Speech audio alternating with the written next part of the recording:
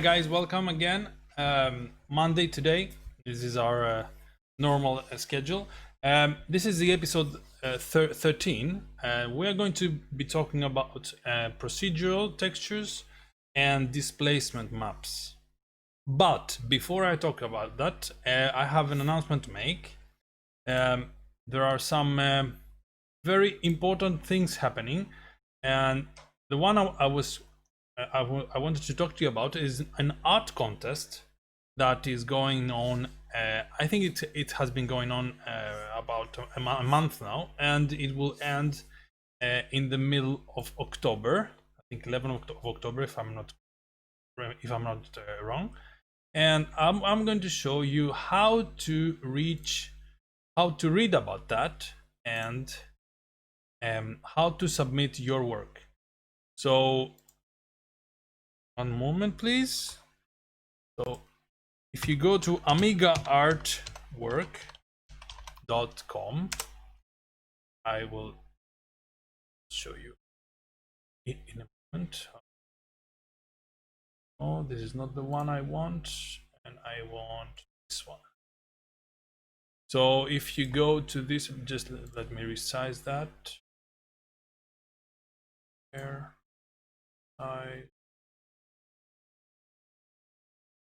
there.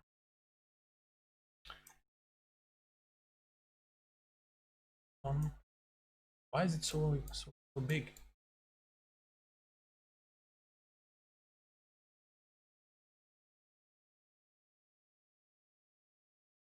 Wasn't prepared for that.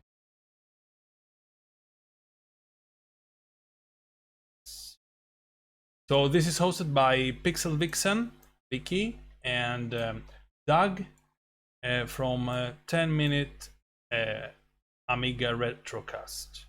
Okay, 10 Mark, as we all know him.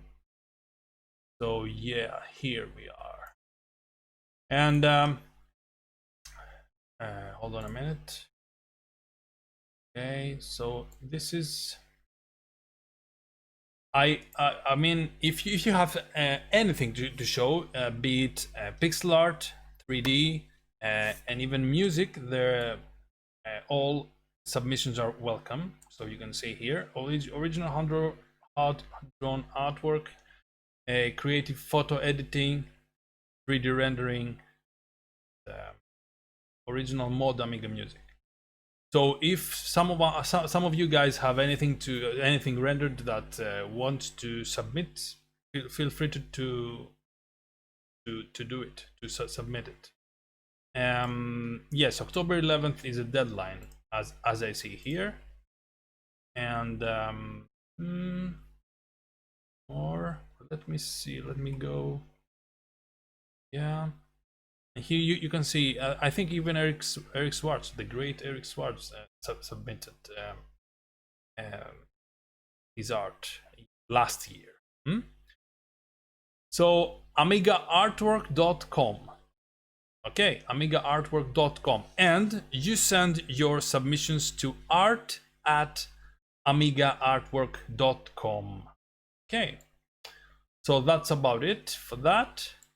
I hope I'll find some time to submit something to myself. So let's see what's going on here. Well, let's see what we have for today. Today, as I said, we're going to be talking about procedural textures. We saw some of them. We saw one of them during our wormhole effect. Okay, and that was a fractal noise. So let's create a sphere and begin some examples.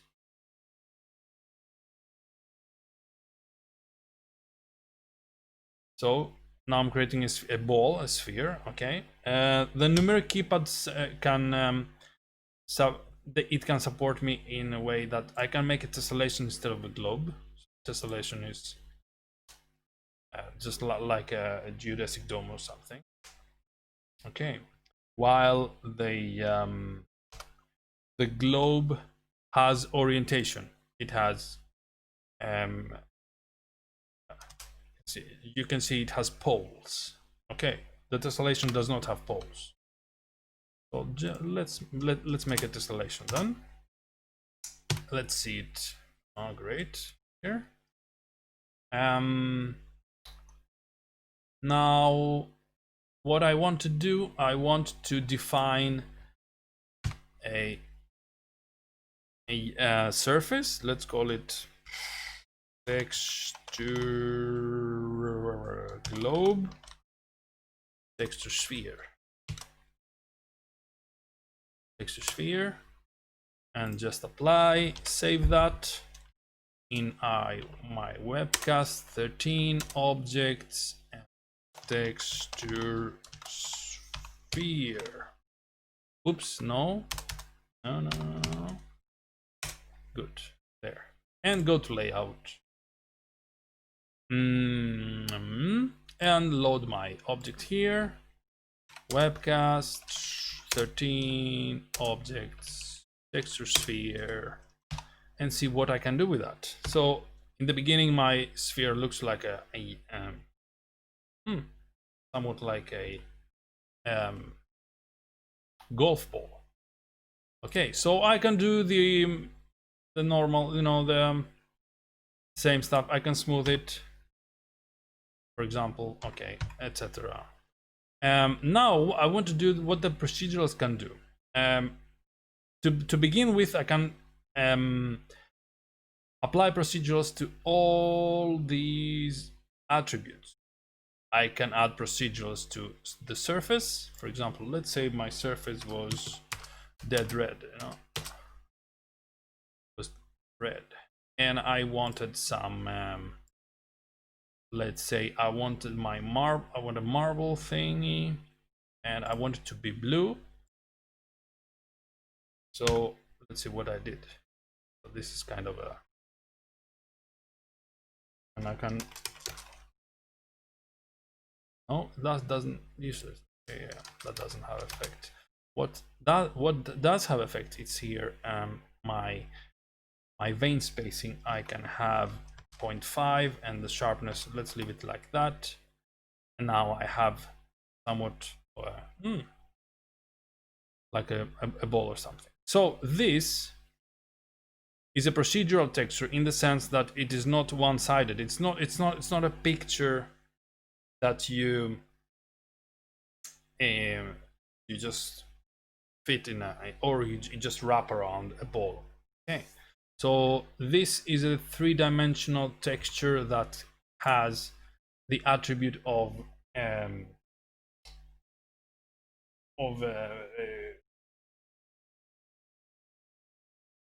having all three dimensions and of being repeatable in a quasi-random pattern. So how do you see what's going on? Let's make some, let's make it transparent. Okay, now it's nothing visible. Let me some gradient here. 20, 180, 40, and go back and tell it, and just copy all these parameters to my transparency. And marble, say that was 0.5 or no? 0.5, yes, correct. Let's see what happens. Okay. And if I do double-sided, so now I have a three-dimensional. See there, a three-dimensional ball, and I can move just a bit here. See what's going on inside it, outside it. Double-click for keyframing, and I have a three-dimensional ball. That is transparent only where I want it to be. Okay, only where the marble texture is not there. Okay. As I said earlier, these textures can be locked in the world coordinate system, so that no matter how you move no matter how you move the sphere, the texture stays there in relation to the to space, not in relation to the sphere. So you press world coordinates. Let's press world coordinates in both of them so that both will stay there, and make a small animation just for, just, yeah, moving. Let's move it by the x-axis and tell it, okay, I want you there on the keyframe 30. 2 enters. Okay, and see what has happened now. I will be putting low resolution so that it will, the rendering will be speedier. And let's see what happens. Hold on. Realistic, record, render, there. Now I have, yes, the warning. Now I'm on automatic. You know, the frames are going to be going on automatic. So this is frame 1, frame 2, and now the sphere is starting to get a new texture here. It leaves the other one. So as you can see, the marble texture is locked in space. Okay, that can add some very interesting effects. How you want to make it. Let me see now what going. Oh,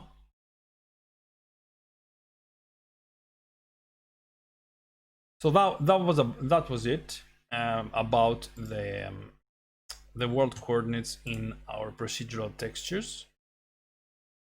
Of course, as I've showed in an early episode, this can be this can be done with two-dimensional images as well.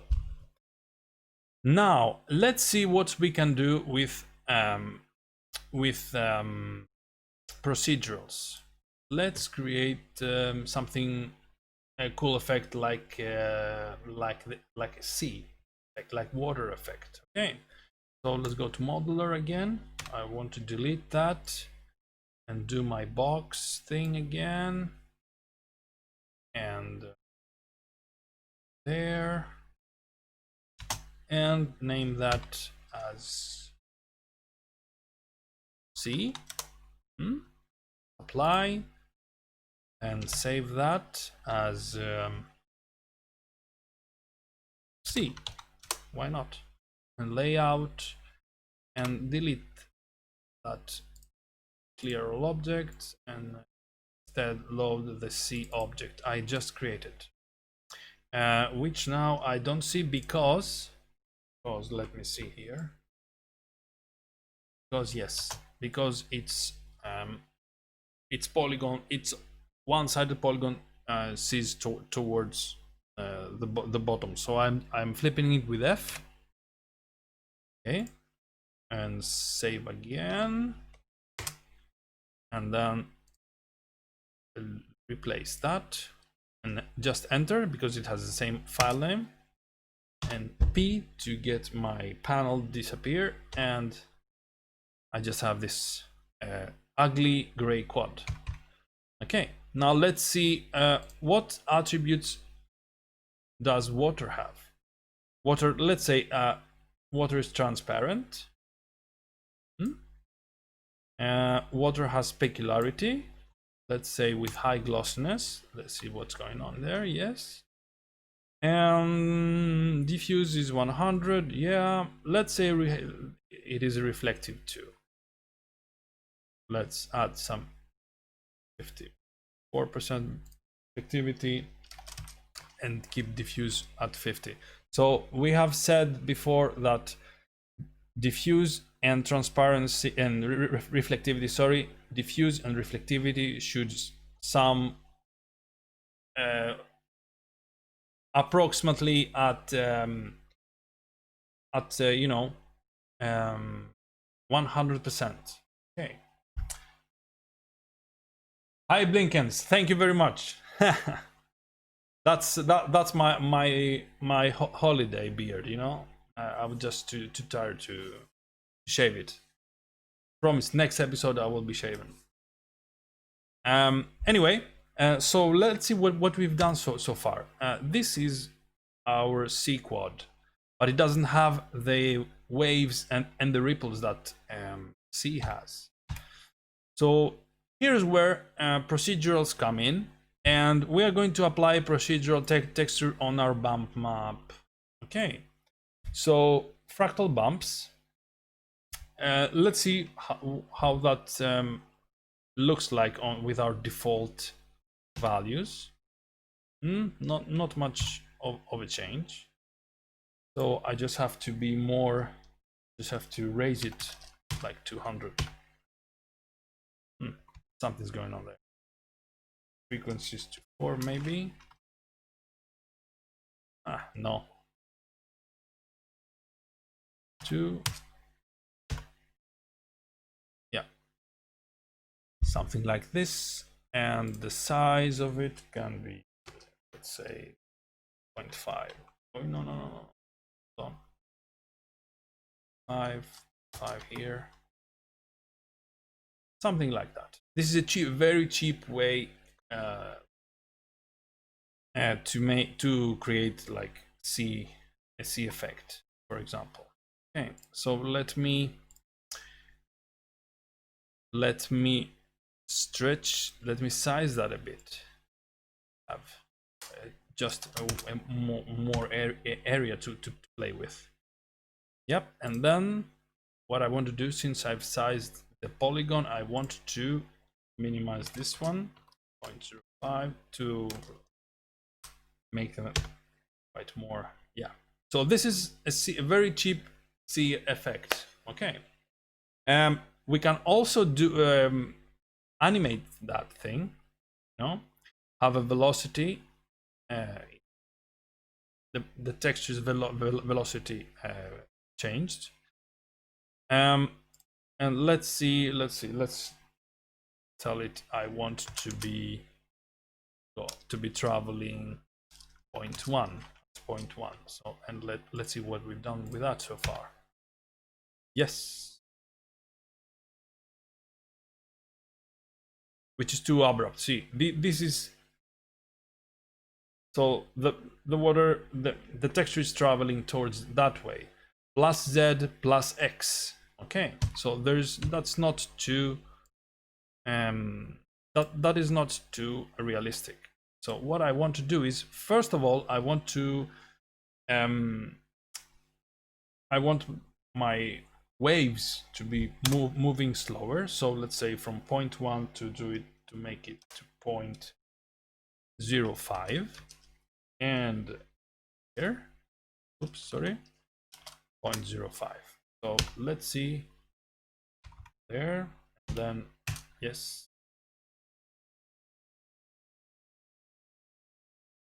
it still moves too fast. So I'll just make one more brave reduction here and see what's going on there. Okay, or a bit faster, I guess. Okay, let's say 0.15. Oops, sorry, wanted that too. 0.15. Now what I am observing now is that it's the same thing, just moving along the X and Y, moving along the horizontal plane.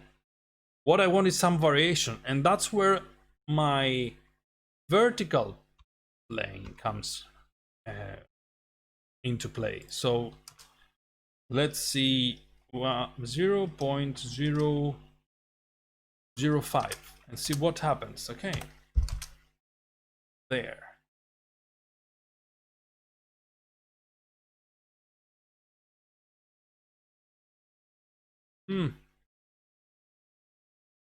Maybe just a bit more.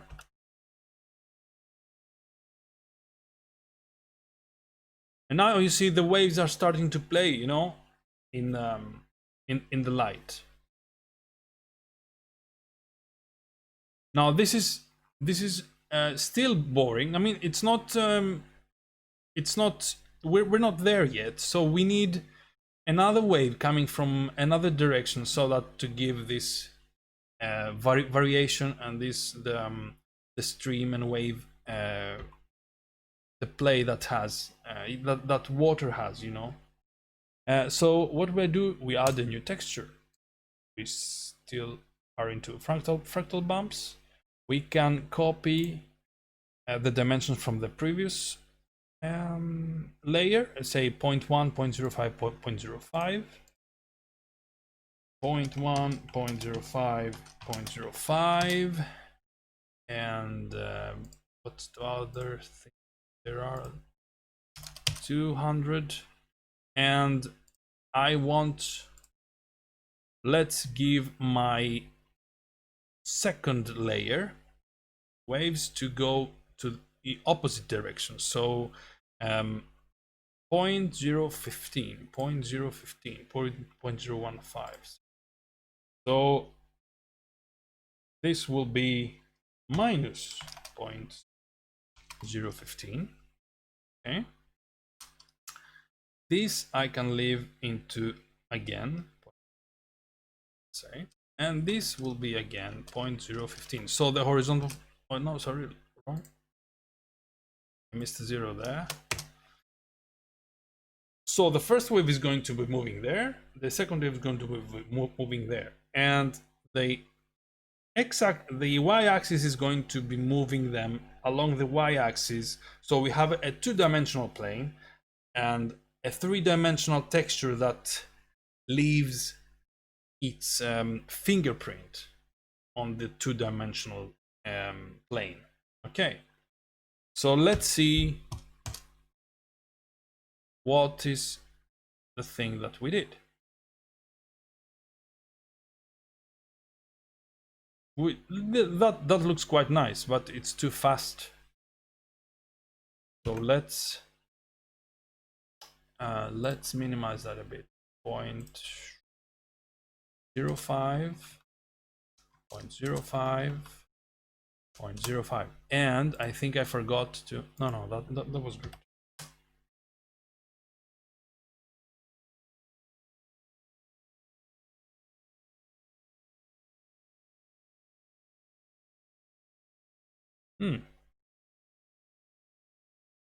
There was some nice things going on there. Okay.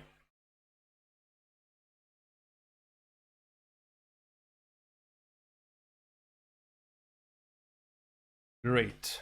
So let's save that.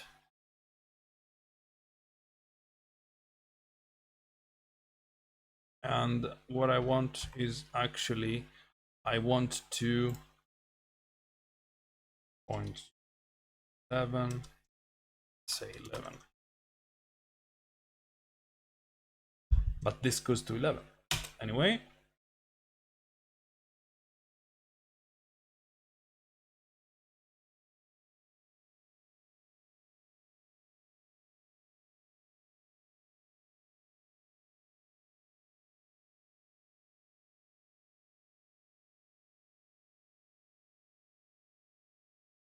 Which looks quite convincing as a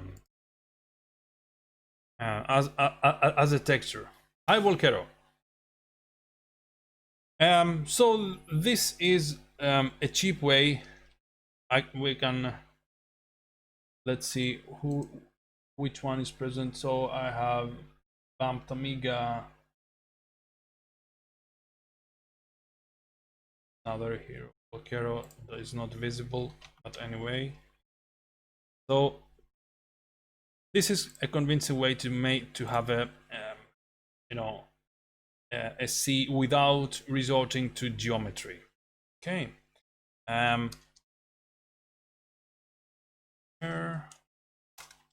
There, and the next texture maybe. And I can show you once more.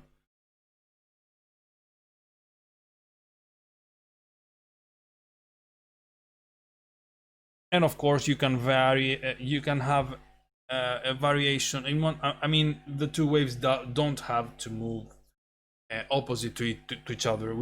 This is kind of abnormal. It's not normal. So you can say 0, 1 here, and then you can have even more evident randomness to the whole thing. Okay, so there. Yep, great. That's it. We're saving everything, and then we save the scene for our patrons to enjoy and create an animation or whatever. Now I'm going to show you how to actually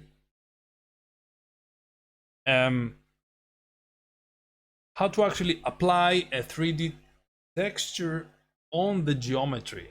So far that was like a trick. I mean, the surface gives us the impression that there is texture, okay, while it actually is not the case. So if I take this this quad here and say, okay, let's say just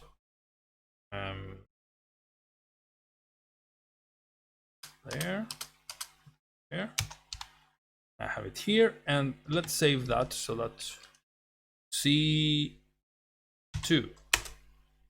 okay, and I call it C2, and I call that, no, let's actually wait a minute, let me reload that so that I will get the same surface. Load C, yes, numeric twice, I want it to be twice the size of the C. Save it as C2, okay, and then watch this. I press Shift D or subdivide polygons. The subdivide command can be found in polygons subdiv, okay, or Shift D. And what I can do is I just press pasted. Oh, wait, pasted, yes, faceted. To English for me. Anyway, and what if I do these subdivisions in succession? I get a polygonal. Hold on, there. No. I want it to be there. Yeah. I get a multifaceted polygon.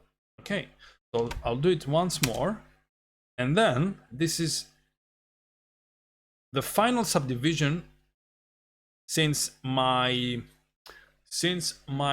polygons are going to be come wavy.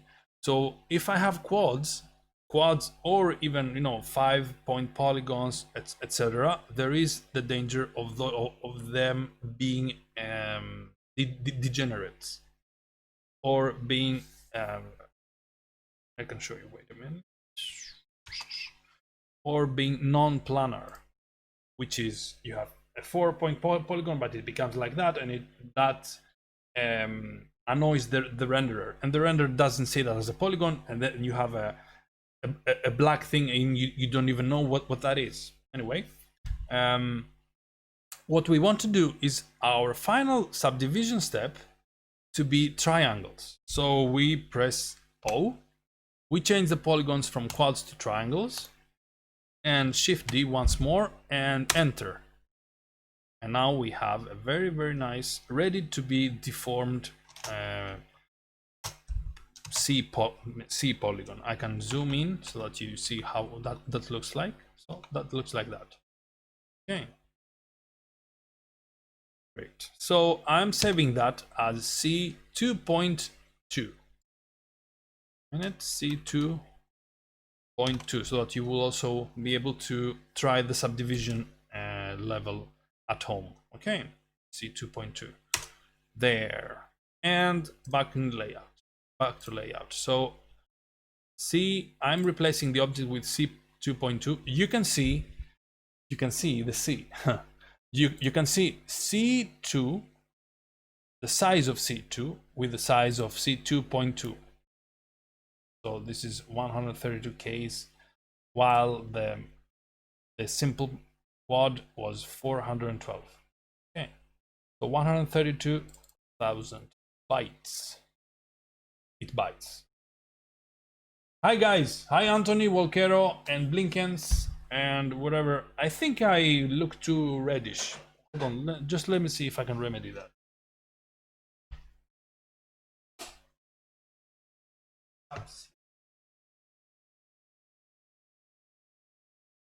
Still too reddish, huh? Why? Strange things. Anyway, so this is what we've had, what we've made. Okay, this is ready for our thank you Volker. This is what we want to do with the with our deformation. But just to begin with, we can see what the previous hold on a bit. Is it this one? Yeah. So this is our C from before. Okay. So what I want to do now is I want to add some real ways, because as you can see, this is flat. This is not a real C. It's a cheap way, but we want the real thing. So under Objects panel, there is the Displacement Map, which is our friend of the episode. And then we have there are a few options. There are fewer options than on our Surfaces tab, but what we are going to be trying our lucks with is fractal bumps. So now I've chosen fractal bumps. If I close the panel with P, you can see that my geometry has really deformed here. Okay, let's do a. I mean, this is a very stormy sea. Plus, it's too, you know, triangle, you know. But anyway, I think we can remedy that with us. But anyway, I just wanted to show you how radical this thing becomes. Looks like water, somehow. Great. What I want to do is lower this amplitude here. So let's take it one decade before. So now we have some very nice, very convincing looking sea, and you can also see the silhouette of our geometry. It starts to bend here. Okay, even here as well. So if I make an animation with that, no, first I have to create some velocity here. So let's see, 0.01 to the x and minus 0.01 to the z axis. So what have I done? Oh, it started. Let's make a preview, see what we have done.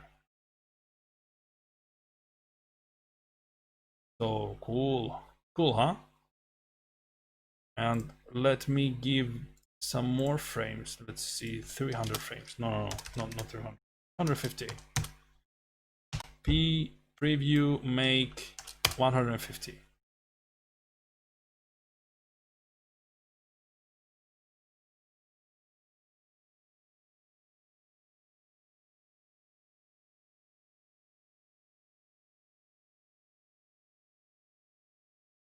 So this is what we did.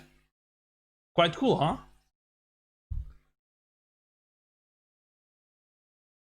And in let me save that first. C2, and let's see what it has to give us in terms of rendering.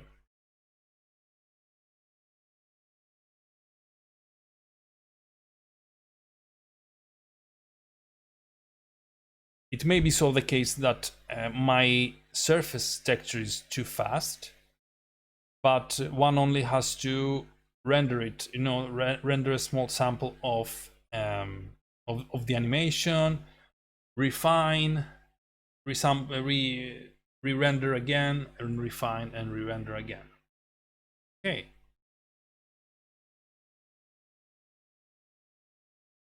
Yeah, I think. Yeah. This looks cool. This looks very, very nice. Okay, so let me save that, save everything. Let's see if we have time for the last thing, the very interesting part. Wait a minute, I have a Twitch message. Wait a minute, oh no, I can see everyone here, okay? Yes, so we are saving that. I'm saving that for you guys.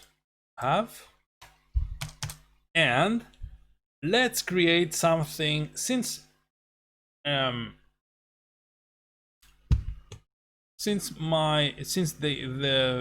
episode is more than 38 minutes, let's create a Stargate or the Stargate effect.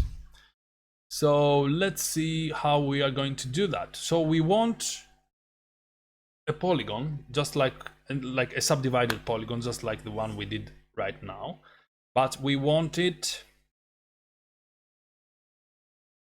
to have a circular silhouette. I mean, its form, it's going to be circular, but I want it to be having triangles everywhere. So let's see how we are going to do that.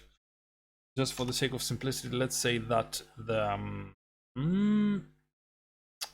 Stargate can be like 8 meters in diameter, perhaps not. Anyway, and let's go into the numeric panel by n, change that into 32. All the other things are okay. Z axis, yes, I want it to be looking towards me. And just press enter. Oh, no, wait, undo. What did I do? Disk. No, I want a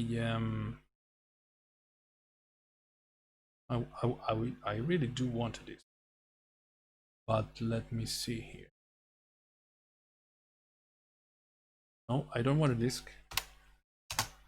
I want a no, really, I do want a disk. Ah, yeah. You see why that's happening?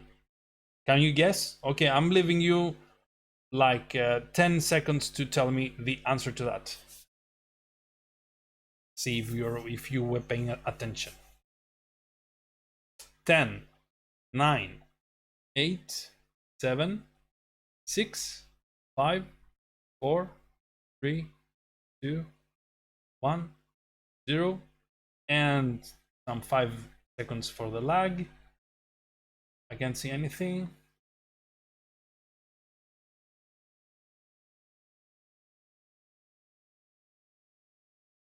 Not a clue? Nothing? Okay, I'll tell you what's going on there. Hold on. What did I do? So this happens because I had activated earlier the triangles polygon. Okay, so the quads or the automatic was not there. So if I redo that, undo, and go to disk again and press here and do that, now I have a very nice disk. I want it to be like that. Okay. No worries, Anthony. Anyway, so what we do first, we'd create a two-dimensional disk. Disk is always two-dimensional anyway, and then on having the disk as the background, we create on a new layer where we are creating a box which is going to have an 8 by 8, -4 to +4, 8 by 8, and say we want it to be, let's see now how are we going to do it. We want it to have, let's start with that. Yes. Okay. Now we want it to be as multifaceted as possible, but not too much, so that it will be able to be wavy. Okay, so let's start subdividing it. Enter, enter, enter, enter 4 times. 5, 6.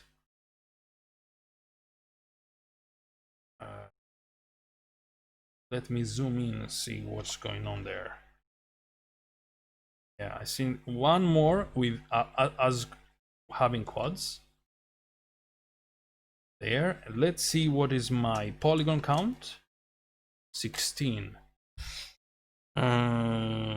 No, I'm going one back, like let's say 4 times, and then click to O, press O, change it into triangles, and the next and last subdivision step is going to be with triangles.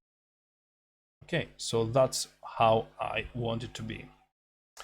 Okay, let's press A to see that again. So now I have my circle, now I have my background, my background multifaceted polygon, quad, come on, and I want my polygon, my multifaceted polygon on the foreground, and it's not visible because there are too many polygons, and my disk on the background. So foreground, and then on the background I'm pressing just here. Okay, and I want this on the background. And then what I want to do, I want to find the tool that tells Lightwave to keep everything that's in the circle and delete everything else. Okay, then I go to tools, drill. Remember, drill is when you do something to a 2-dimensional polygon, to a 2-dimensional geometry with a 2-dimensional geometry. Okay, and let's think about it now. I have X here, Y here, and Z on the depth. I want it to slice on the Z axis because it's the depth axis. Okay,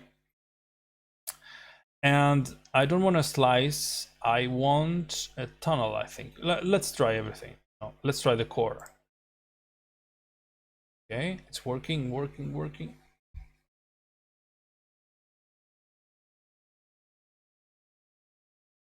Yeah, the core was what we wanted.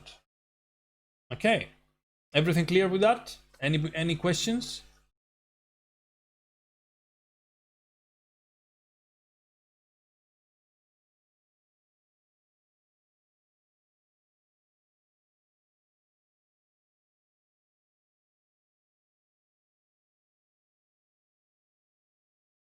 No questions? I'm going on. Okay, great. Now that we've made our polygon, we press Q. Okay, and we write star gate, event horizon. Okay, that's the event horizon of the target effect. And save, Shift S to save that. My star gate, my star gate. Okay, no, wait. Anyway, let's leave it at that. And layout. Now let's clear the scene. We have, have I saved the scene? Yes, I have done that. There, saved all objects. Don't forget that saving in Lightwave 5 is a 2-stage action. Okay, clearing the scene, yes. And now I'm loading an object, Stargate. Where is it? My Stargate, which is 425,000 bytes. 425,000 bytes. 425K. Okay, and I have my glorious, amazing Stargate here, and let me go there. And let me make a gradient backdrop just for the interest of it. Again, the same colors as before. And see how it looks like in the beginning. It's a dull gray thingy that doesn't resemble Stargate at all. So let us make it into one. Stargate event horizon. We have specularity at 100, high glossiness, reflectivity, say 50 again, 50, and as I said before, 50-50. Diffuse and reflectivity. If you want to do realistic, anyway, real life, realistic ray tracing, you have to, you cannot have these two approximately to some 100%. Okay. Transparency, let's say that 90%. Okay, refractive index, nothing, yes. And we turn on smoothing. What have we done so far? Now this looks like a big lens, which is quite cool. And we're almost, we are done so far with these, with the surfaces panel. We are saving just for to be safe. Save all objects, yes, and save my Stargate. Okay, and now we go to the displacement map. Now we are going to be having lots of fun. Displacement map, fractal bumps, and see what this does. Ooh, ouch. Let's rendering. Wow, that looks like plastic foil being washed through. Oh, nice, cool. Volcaro, that works with any scheme, right? Schema, scheme? What do you mean by that, Volcaro? I don't understand. The schema? With any form, you mean?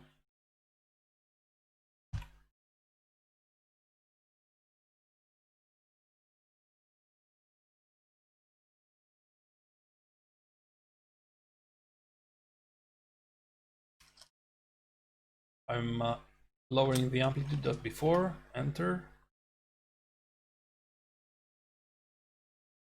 Yeah, that's too low an amplitude.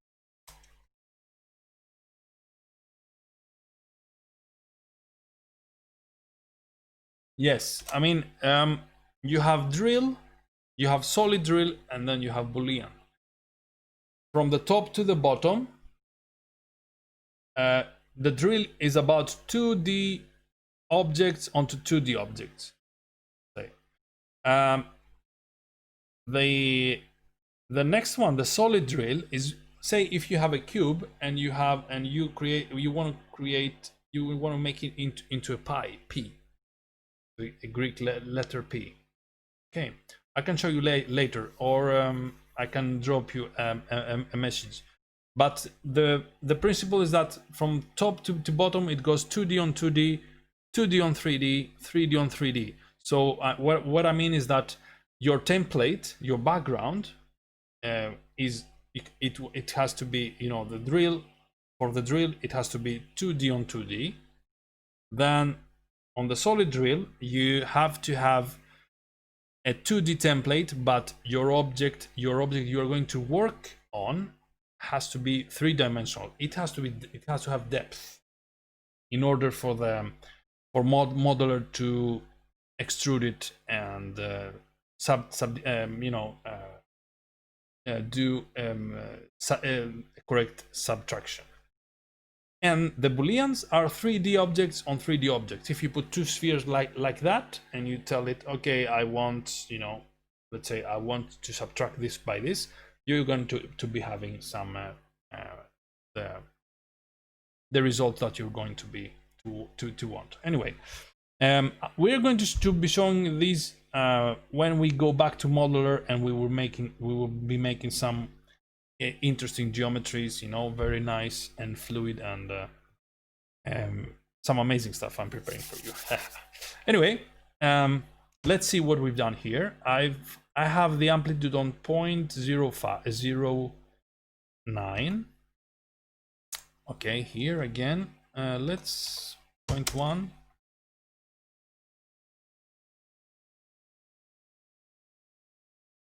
Anyway, now I have to lower this guys here. The texture size will be 0.1. See what's going on. Yes, so that's what I want to do here, but I want the amplitude to fall even further. 0.2.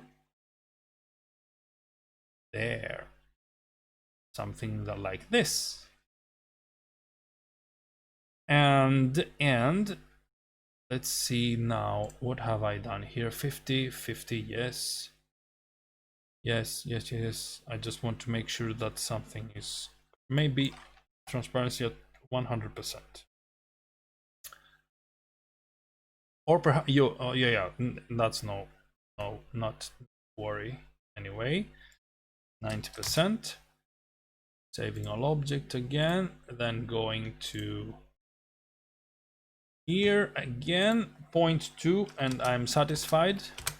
And now I'm going to be moving the whole texture. Okay, but the texture, the geometry is made like I have the y-axis and then I have the x-axis. So the z-axis shouldn't be doing anything if my texture was not a procedural one, was not a three-dimensional procedural texture, and it was instead an image. The image would just disappear. But here I can manipulate and use that to my advantage and say 0.1, and then you are going to be having waves happening all along the geometry, just because the texture is three-dimensional and there is more going on the depth than the form can see. I hope I made clear, but anyway, I can show you what I mean. So let's see how. Oh, I'm not. I wanted 2.3. Sorry, I'm a bit of perfectionist here. There. And 0.2. Wait.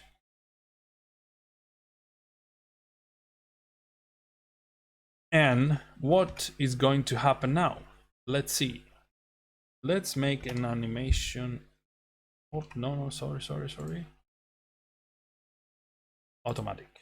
Yes.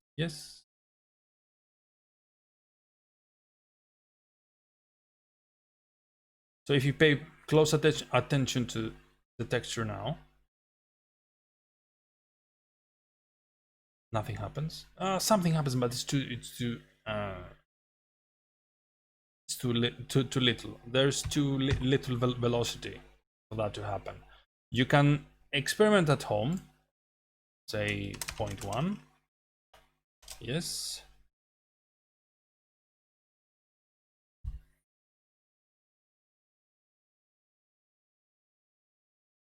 Now it's too much. Anyway, I created an animation to show you. I think I have it here to show you the result of playing with these values and producing a Stargate-like effect in the end. Okay, so let me just quit. I'll just save that, so you can play, you can fool around with that. My Stargate. Okay, exit that. Show you there. I think that will be the one. Somewhat like that. Yeah, you can make, you know, if you play it back more, if you change the values, you can make cool effects just like that. Okay, let me see what I did. Yeah, let me play it back on Scala. I think Scala, these artifacts happen because this is an IM5 and it's not an IM8 long word, as we said on our previous episode. So let's do that. There, play everything. That was too fast in the beginning.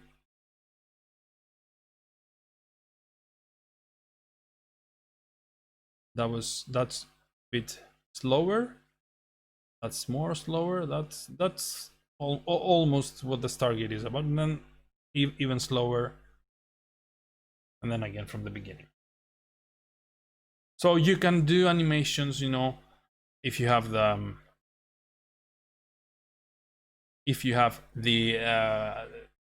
say the ease of letting your computer to work at night, you know.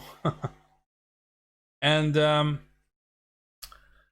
these values are actually on Lightwave. Lightwave lets you the displacement map. It lets you have envelopes as well. So you can, for example, let's say I have my Stargate here, my Stargate, and then I make a displacement map, for example, fractal bumps, let's say, and then here the E. We are going to be talking about envelopes soon.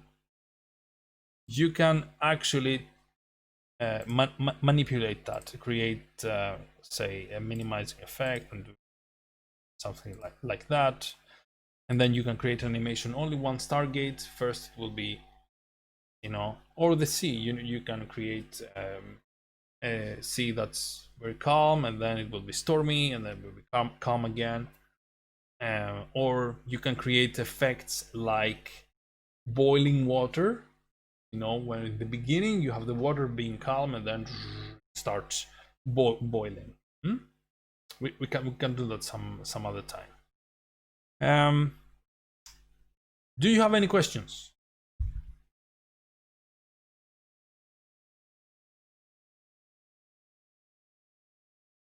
Any questions at all?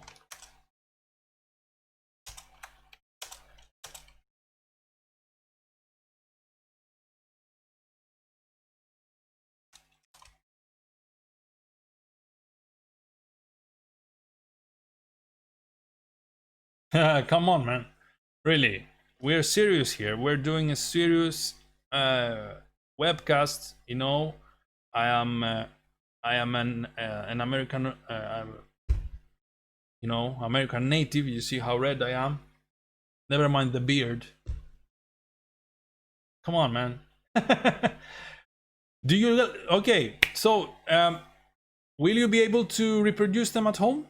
What do you think? Or do you want me to explain something in more detail?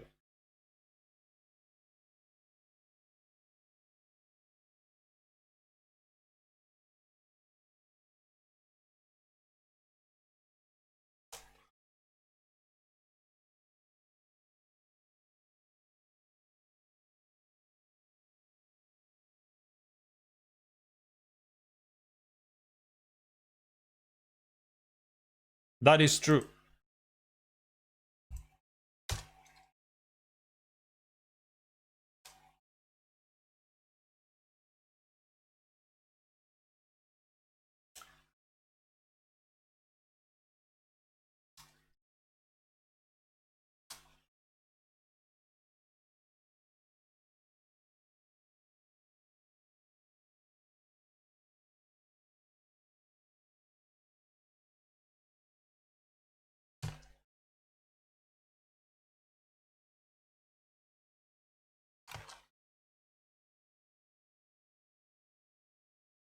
So now I've created another layer. So you can see that the more layers I am adding, the more realistic it gets.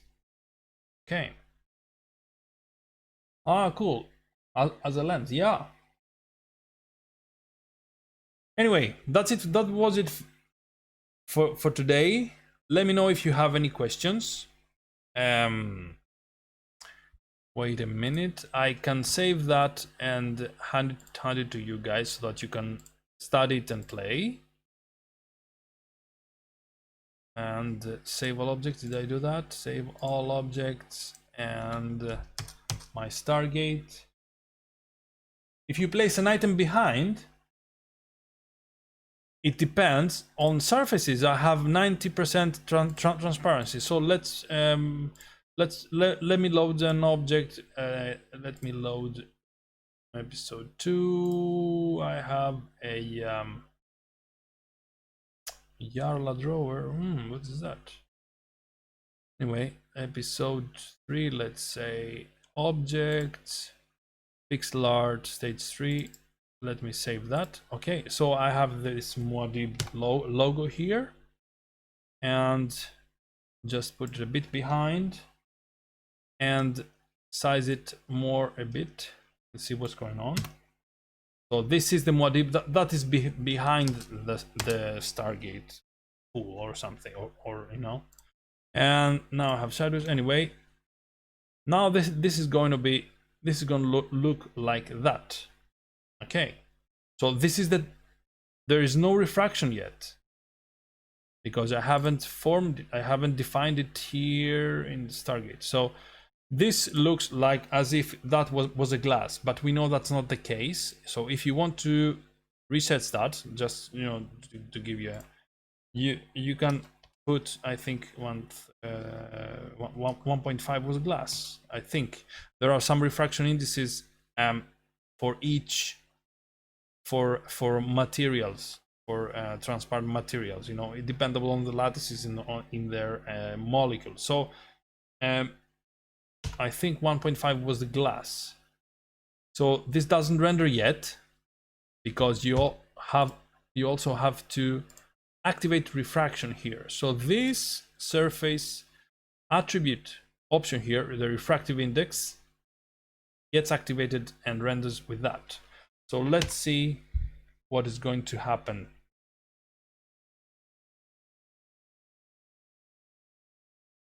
So rendering takes significantly longer.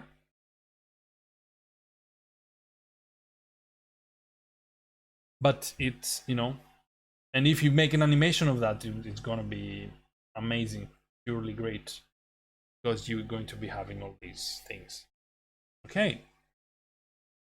So to answer your question, it depends on the transparency option, how much transparent you want it to be. So if I don't want it to be transparent, I just lower it to 0, and then I have this effect here. Okay. So this is my reflectivity because it reflects the gradient backdrop which is behind the camera. So gradient backdrop is a global thing. Imagine a globe. Okay, so I have colored it like here.